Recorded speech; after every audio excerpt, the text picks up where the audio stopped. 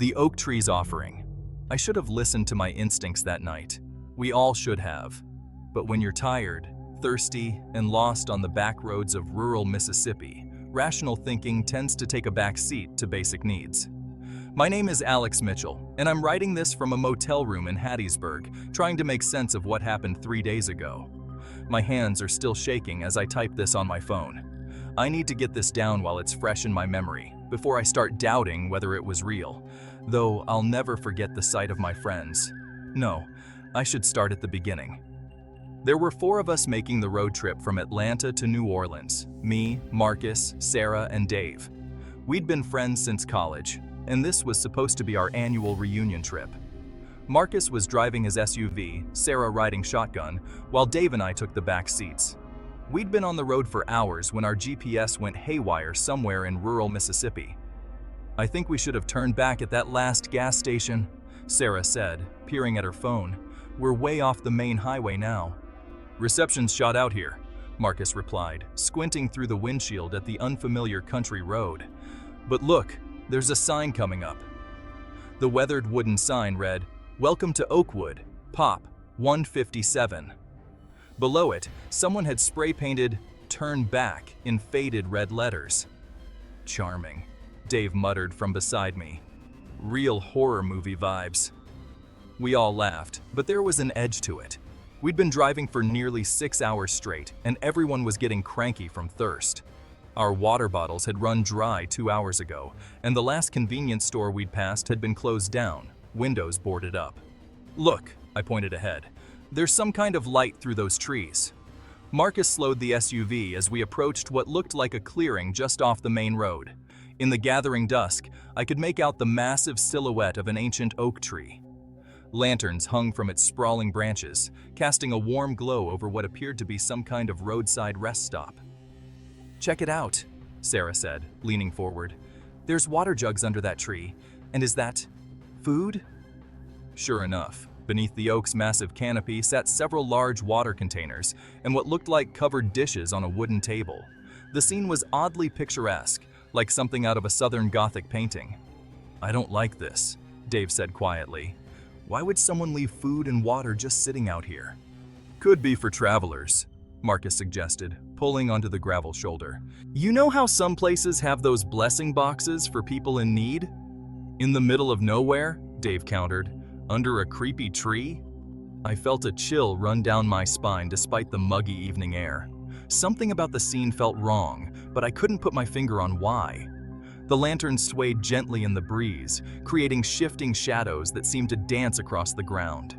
For a moment, I could have sworn I saw a figure standing behind the tree, but when I blinked, it was gone. "I'm dying of thirst," Sarah announced, already opening her door. "And it looks like someone went to the trouble of setting this up for travelers. It'd be rude not to at least check it out." "Wait," Dave grabbed her arm. "Don't you think this is weird? Like horror movie weird? Random refreshments in the middle of nowhere?" "Everything looks like a horror movie to you," Marcus laughed, though it sounded forced. "Come on, we're all thirsty. We'll grab some water and keep moving." I stayed in the car as the others got out, watching as they approached the tree. The lantern light cast their shadows long and distorted across the ground. Something about those shadows seemed wrong. They moved at slightly different angles than my friends, like they had minds of their own. "Alex!" Sarah called back. "Come on, the water's still cold somehow." I reluctantly got out of the car, gravel crunching under my feet. As I walked toward the tree, I noticed strange symbols carved into its massive trunk. They looked old, the edges weathered smooth by time and elements. One of them caught my eye. It almost looked like a screaming face. "Guys," I started to say, but Marcus was already drinking deeply from one of the water jugs. Sarah joined him, and after a moment's hesitation, so did Dave. "It's amazing," Sarah said, wiping her mouth. "So cold and fresh. Alex, you have to try this." But I couldn't shake the feeling that we were being watched. The shadows cast by the lantern seemed to be growing longer, reaching toward us like grasping fingers. And was it my imagination, or were there more lanterns now than when we'd first arrived? "We should go," I said firmly. "Something's not right here." "Don't be such a scaredy cat," Marcus laughed, but his voice sounded different. hollow somehow. The water's perfect. Just what we needed. I backed away as my 3 friends continued drinking. Their movements were becoming strange, mechanical almost, and their shadows. Their shadows were definitely moving independently now, twisting and writhing on the ground like living things. "Guys, we need to leave. Now!" That's when I heard the voice, a whisper that seemed to come from everywhere and nowhere at once. "Your friends have accepted my offering," it said, the words rustling through the leaves above. "But you refuse my hospitality." I spun around, heart pounding. An old man stood there, dressed in what looked like vintage clothing from another century. His eyes reflected the lantern light like mirrors. "Who are you?" I demanded, backing toward the car. "A caretaker," he smiled, revealing too many teeth.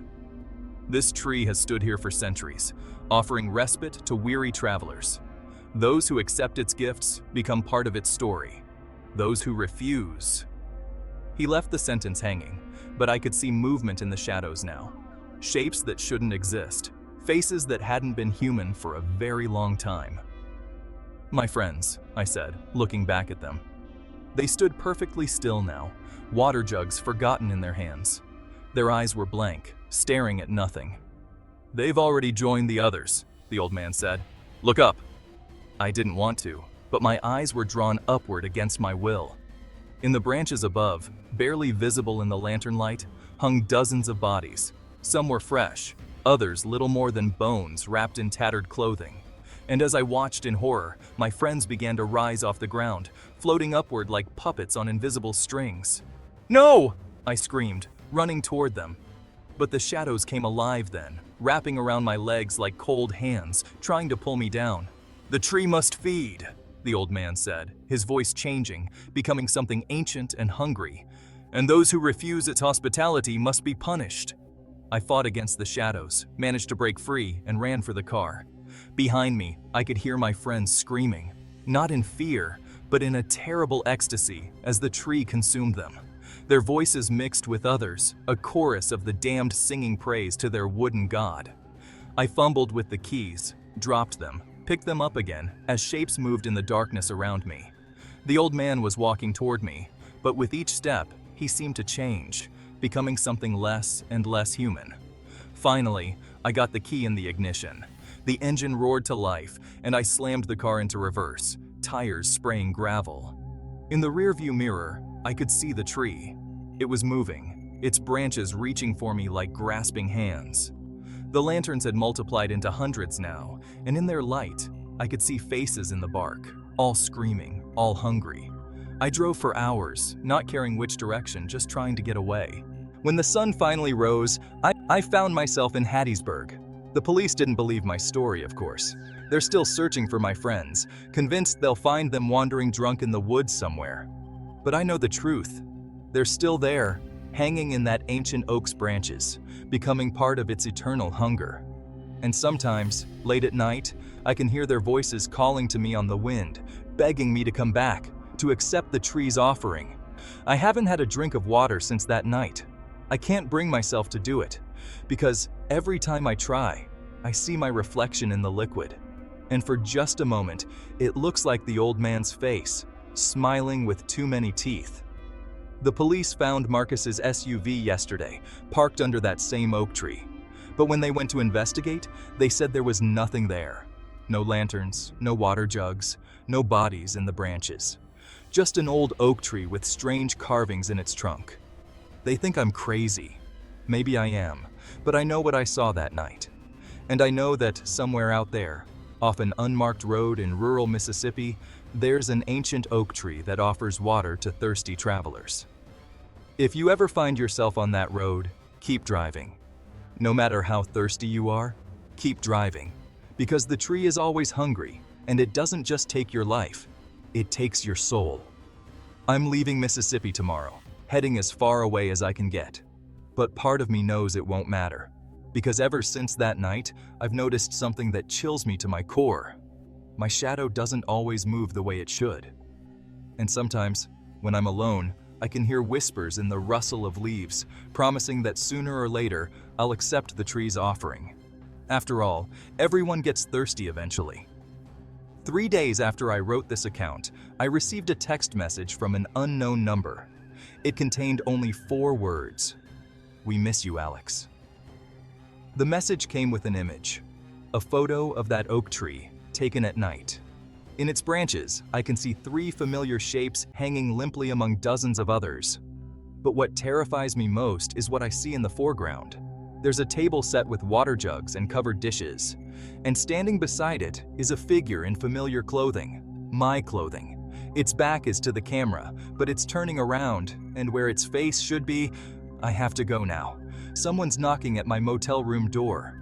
Through the peephole, I can see an old man smiling with too many teeth. And behind him, stretching down the hallway as far as I can see, are shadows that move like living things. I'm so thirsty. The Bride of Cooper's Bridge. The headlights of Mark Davidson's pickup truck cut through the dense fog rolling off the Shenandoah River. It was well past midnight, and the rural Virginia backroads were deserted. He'd spent the last 3 months working as a construction foreman in Richmond, and this was his first time returning to his ancestral home in Cooper's Valley since inheriting it from his grandfather.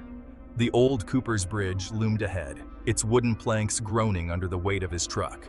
Local legend said the bridge dated back to the Civil War, though it had been reinforced several times since then. As Mark reached the midpoint of the bridge, his headlights illuminated something that made him slam on the brakes. A woman in a wedding dress stood at the bridge's edge, her white veil billowing in the autumn wind. She was perched precariously on the wooden railing, leaning forward over the dark waters below. "Hey!" Mark called out, throwing his truck into park and jumping out. "Don't do it!" The woman turned slightly, but her veil obscured her face. Her shoulders shook with silent sobs. Mark approached carefully, hands raised in a non-threatening gesture. "Whatever it is, it's not worth your life. Please, step down and let's talk about this." "There's nothing left to talk about," she whispered, her voice carrying an odd echo across the water. "I have no one. Nothing." "That's not true," Mark said, inching closer. "There's always hope. I'm Mark Davidson. What's your name?" She remained silent, swaying slightly in the cold breeze. "Look, my house is just up the road. Why don't you come with me? We can get you warm, figure this out together. You shouldn't be alone right now." The woman's head tilted, considering. "You'd help a stranger?" "Of course. It's the right thing to do." After what felt like an eternity, she stepped down from the railing. Her wedding dress was elaborate but oddly old-fashioned, with intricate beadwork and yellowed lace that spoke of decades past. She moved with an unnatural grace, her feet barely seeming to touch the wooden planks. "My truck's right here," Mark said, gesturing. "Let me take you somewhere safe." She followed him silently, sliding into the passenger seat without a word. The drive to the old Davidson house took less than 5 minutes, but Mark felt every second stretch like taffy. The woman sat perfectly still, hands folded in her lap, veil still concealing her features. The house loomed ahead, a Victorian mansion that had seen better days. 3 months of vacancy had left a thick layer of dust on everything, cobwebs decorating the corners like macabre festival streamers. "Sorry about the mess," Mark said as he unlocked the front door. "I've been away for work, haven't had a chance to clean yet." The woman glided past him into the foyer, her head turning as she took in the aging grandeur of the house. Family portraits lined the walls, generations of Davidsons watching with painted eyes. "This was my grandfather's house," Mark explained, flipping on lights as they went. "He passed away this summer. Left it to me since I'm the only family left." He paused, studying her. "I never caught your name?" "You can call me Sarah," she said softly. "Sarah. Well, there's a guest room upstairs if you'd like to rest. We can figure everything out in the morning." She nodded, almost imperceptibly. "Thank you for your kindness." Mark showed her to the guest room, trying not to notice how the temperature seemed to drop several degrees as she passed. "If you need anything, I'm just down the hall." "You're very kind," Sarah said, her voice carrying that same strange echo. "But kindness can be dangerous in these parts." Before Mark could respond, she closed the door.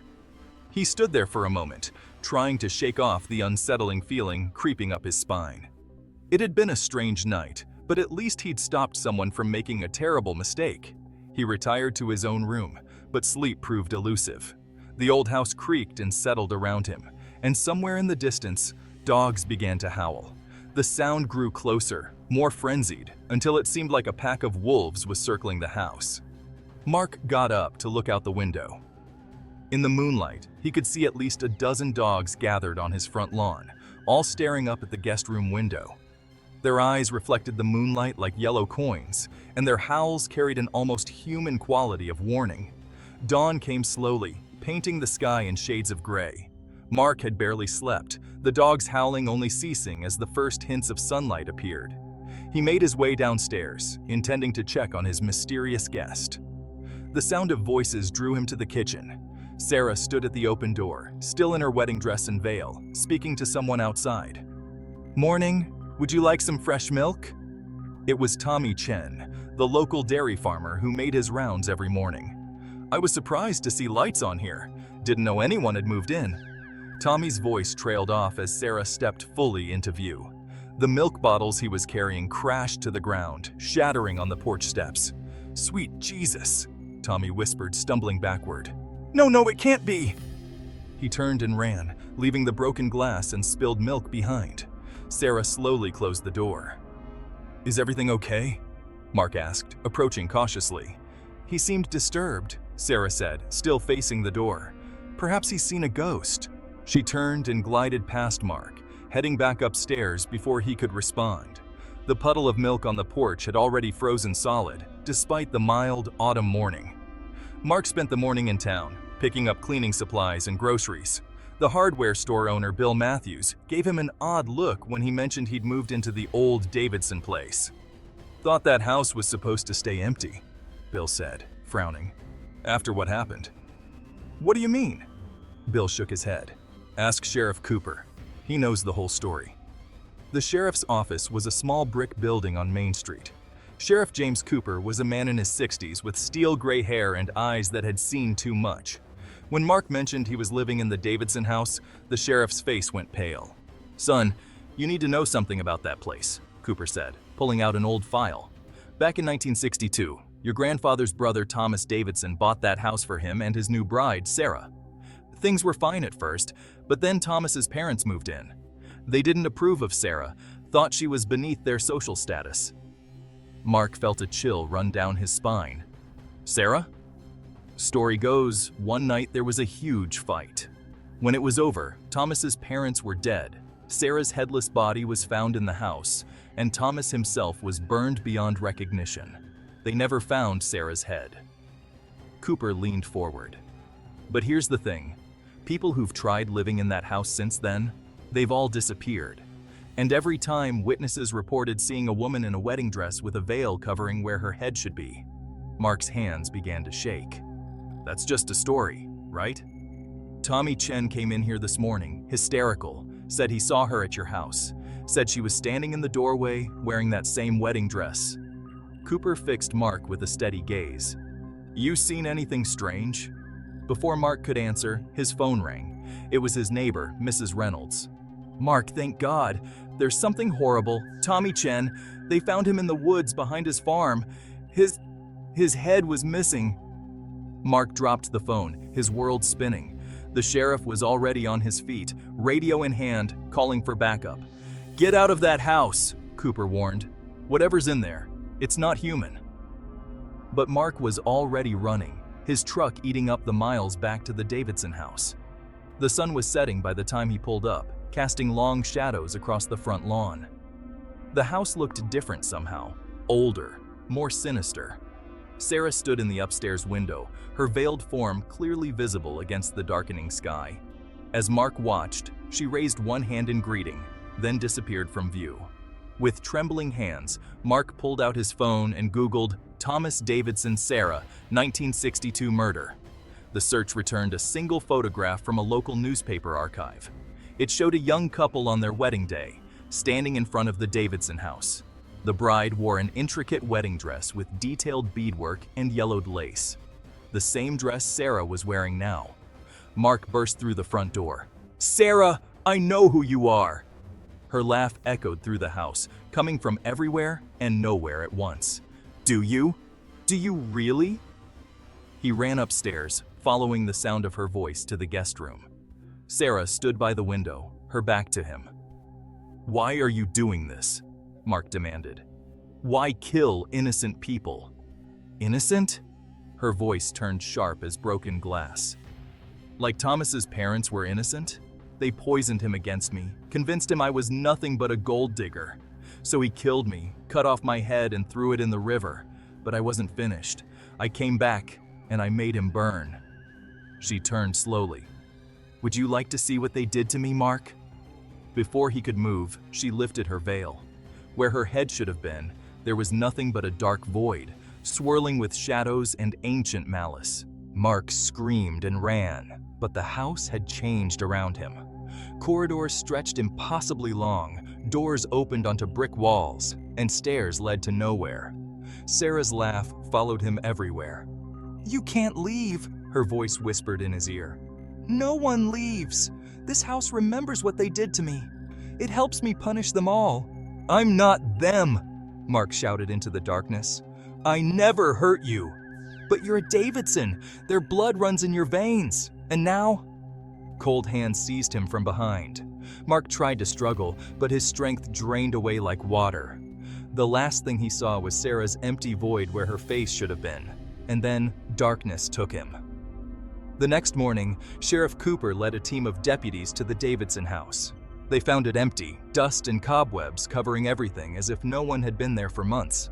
The only sign of disturbance was a fresh puddle of frozen milk on the front porch. 2 days later, they found Mark's body in the woods. Like Tommy Chen, he had been decapitated. His head was never found. The Davidson house still stands, its windows dark and shuttered. But on cold nights, when fog rolls in from the river, people sometimes see lights moving inside. And if you drive across Cooper's Bridge late at night, you might glimpse a woman in a wedding dress, waiting for another kind stranger to offer her help. Local legend says if you look carefully, you can see that her veil moves even when there's no wind. But no one has ever been foolish enough to ask her to lift it. Those who do never live to tell what they saw beneath. Some say on particularly still nights, you can hear her crying. Others say it's laughter. But everyone agrees on one thing: if you see the bride of Cooper's Bridge, drive on and don't look back. Kindness, after all, can be dangerous in these parts. And somewhere in the dark waters below the bridge, a severed head with perfect features and sad eyes waits to be found, its long-forgotten secret trapped forever in a silent scream. Decades have passed, but Sarah still waits. The house remembers. And every few years, when someone new comes to town thinking they can solve the mystery of the Davidson house, the cycle begins again. The dogs still howl when she walks the grounds at night. The milk still freezes on warm mornings. And the Davidson sins continue to be paid for in blood, one head at a time. Some say the only way to end the haunting would be to find Sarah's head and reunite it with her body. But the river has kept its secret well, and those who dive too deep seeking answers tend to surface without heads of their own. So the house stands empty.